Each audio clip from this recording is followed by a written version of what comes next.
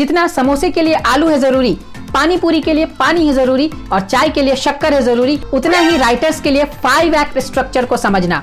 देखिए 5 act structure को समझना एक राइटर के लिए बहुत ज्यादा इंपॉर्टेंट है, क्योंकि इसके बिना वो अपने स्क्रिप्ट को कंप्लीट ही नहीं कर सकता है। वो उल्टा फुल्टा कुछ भी लिख देगा और फिर स्क्रिप्ट जो है वो फिर बेकार बन जाएगी। देखिए स्क्रिप्ट को भी स्टेप्स में लिखना पड़ता है ना, आप कुछ भी कहीं पर भी नहीं लिख सकते हैं। तो 5 एक्ट स्ट्रक्चर को आप अच्छे से समझ लीजिए।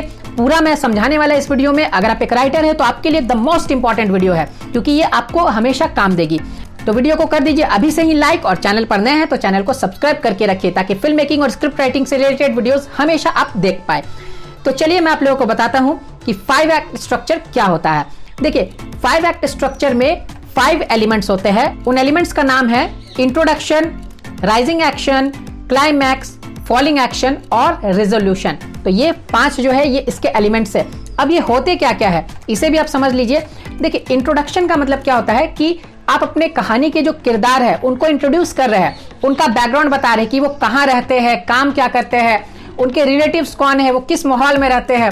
ये सभी चीजें आप जब इंट्रोड्यूस करते हैं, आप बताते हैं अपने कैरेक्टर के बारे में, तो वो होती है इंट्रोडक्शन। आपको मुख्य किरदार के बारे में बताना रहता है। जो हीरो हीरोइन रहते हैं ना, मुख्य कैरेक्टर्स जो होते हैं, मेन कैरेक्टर्स, उसे हीरो हीरोइन ही बोला जाता है, तो इसीलिए मैं वही टर्म यूज करता हूँ।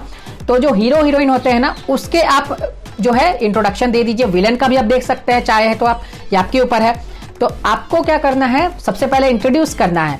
उसके बाद सेकंड नंबर पर आता है राइजिंग एक्शन। राइजिंग एक्शन मतलब होता है कि जो मेन कैरेक्टर्स रहते हैं उन पर क्या मुसीबतें आएंगी, जो उनकी लाइफ में बदलाव आ जाएगा। देखिए अब स्टोरी जो है वो सीधा सिंपल चलते रहेगी तो फिर क्या मजा रहेगा, स्टोरी में कुछ मजा नहीं रहेगा। तो आपको क्या करना है, आपको कुछ उसमें ऐसा डालना है कि मेन कैरेक्टर जो है उन पर कुछ मुसीबतें आए, वो तनाव से घिर जाए, और इसी में ऑडियंस को जो है वो लगे कि अरे ये इनके साथ क्या हो रहा है। तो इसे कहा जाता है राइजिंग एक्शन। यानी जो मुसीबतें हैं वो बढ़ते रहती है। सिंपल लैंग्वेज में बोला जाए तो मुसीबतें आती है और मुसीबतें बढ़ते रहती है, इसे कहा जाता है राइजिंग एक्शन। अब थर्ड नंबर पर आ जाती है क्लाइमैक्स। क्लाइमैक्स का मतलब होता है turning point of the story, यानी जहां से स्टोरी एक नया बदलाव ले लेती है, तनाव जो है, टेंशन जो है वो बहुत ज्यादा होता है, तो उसे कहा जाता है क्लाइमैक्स। तो क्लाइमैक्स जो है वो हर मूवी में रहती है। तो क्लाइमैक्स का जो है ये इंपॉर्टेंट पार्ट आपको बहुत सोच समझ के लिखना चाहिए कि क्या आपके स्टोरी में टर्निंग पॉइंट रहेगा, कि जो ऑडियंस है ना वो जब देखेंगे ना तो उनका दिमाग जो है बिल्कुल चकरा जाएगा, वो हिल जाएंगे कि अरे ये क्या हो रहा है। तो आप क्लाइमैक्स को भी बहुत सोच समझ के लिखिए। उसके बाद क्या होता है कि फॉलिंग एक्शन आता है 4th नंबर पर। फॉलिंग एक्शन में क्या होता है कि तनाव जो है वो धीरे धीरे कम होने लगती है। अब ऐसा तो नहीं कि तनाव आया तो वो कभी खत्म ही नहीं होगी, वो खत्म जरूर होगी।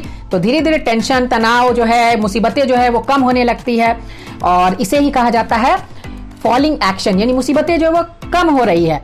और फाइनली क्या होता है, आ जाता है कंक्लूजन। ये आ जाता है रिजल्ट का समय, यानी अब वो एग्जाम वाली रिजल्ट नहीं, कंक्लूजन का समय आ जाता है कि अब जो मुख्य किरदार है उन पर मुसीबतें जो है वो बीत चुकी है, और जो एंडिंग है वो किस तरह से एंडिंग आप कर रहे हैं वो आपको वहां पर दिखानी होती है, यानी लिखनी होती है।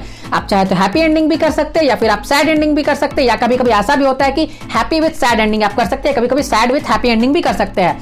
तब आप ये सोच रहे होंगे कि हैप्पी विद सैड एंडिंग क्या है, सैड विद हैप्पी एंडिंग क्या है। तो ये सभी चीजें जो है ना, ये हमारे कोर्स में पूरी डिटेल से बताया गया है। ये जो पूरा आपने सुना ना 5 एक्ट स्ट्रक्चर के बारे में, इसे सिंपल लैंग्वेज में प्लॉट भी कहा जाता है। तो इस प्लॉट के अनुसार आप अपने स्क्रिप्ट को कैसे लिखेंगे, कैसे आप उसकी एंडिंग करेंगे, कैसे आप इंट्रोड्यूस करेंगे, कैसे राइजिंग एक्शन लिखेंगे, फॉलिंग एक्शन लिखेंगे, इन सभी को आपको बहुत अच्छे से बताया गया है हमारी कोर्स में। उस कोर्स का नाम है A to Z script writing online certificate course. उस कोर्स को आप घर बैठे ज्वाइन कर सकते हैं, और ज्वाइन करने के लिए आपको ज्यादा कुछ नहीं करना है, आपको स्क्रीन पर दिए गए नंबर पर कॉन्टैक्ट करना है।